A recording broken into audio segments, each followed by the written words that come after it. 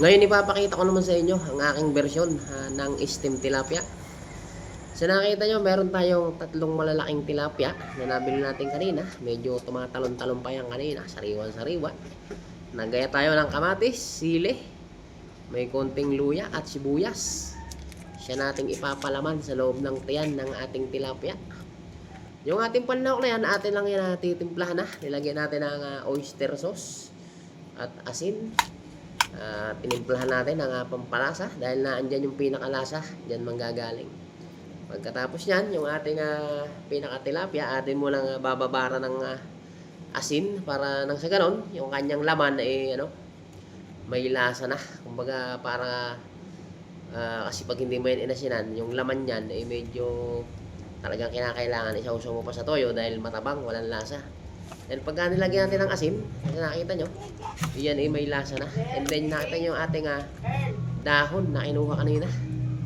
Ating pinrepare na yung dahon, and then isusuksok lang natin yung ating mga palaman, yung kamatis, sibuyas at bawang doon sa loob ng ating pinakaisda.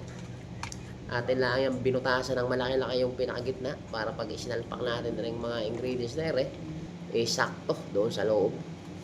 So nakita yung patuloy nating ipapasok lang sa loob ng ating isda, yung ating pinaka palaman, yung mga kamatis at ang ibang ingredients na ating tinimplahan. Lahat yan ay ating isusuot doon sa pinakaloob. Ang iba kasi nito ay pag nagagawa ng ganito ay may iba rin style at sigurado rin naman ako masarap din. At ito nga na sinabi ko, ito ang aking version, kanya-kanya tayo ng version sa paggawa ng mga ganner Yan, sa nakita nyo, atin ang ibinabalot sa dahon. At yung iba, ang karaniwang ginagamit nila, foil. Pero mas gusto ko ang dahon dahil pagkagaya pag naluto, parang amoy yan, parang suman ba ang amoy niyan. Masarap ang amoy niyan pagka yan naluto. Ito nga palang ating ginagawang ay tamang-tama to sa ating mga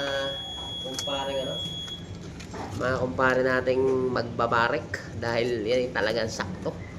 Pwede ng pang-ulam, pwede pa rin sa barek, pwede rin yan. Kaya yan, nakita nyo, atin ang nilagay sa ating salangan. Pagkatapos atin lang yung isasalang sa loob ng 45 minutes. At pagkatapos nga ng 45 minutes, sa nakita nyo, atin ang binuksan at nakapaghain na rin tayo. Dahil ating tanghalian ay nakaprepare na. Naglaga rin tayo dyan ng talbos ng kamote. Yan, sariwan-sariwan talbos ng kamote. At may sausawan tayong toyo't kalamansi. At nakikita nyo naman ang aming boss na kasama namin lagi yan sa aming kainan. Laging kasalo. Yan. Nakikita nyo, laging ready sa kainan. Kasarap lang kumain ng ganring magkakasama kayong kumakain. Dahil unang-una, sa ginamit namin platong yan ay wala nang ugasan. Dahil pagkatapos ng kainan, itatapon na lang ang pinagkainan. At yan, ayos na ang ating steam tilapia.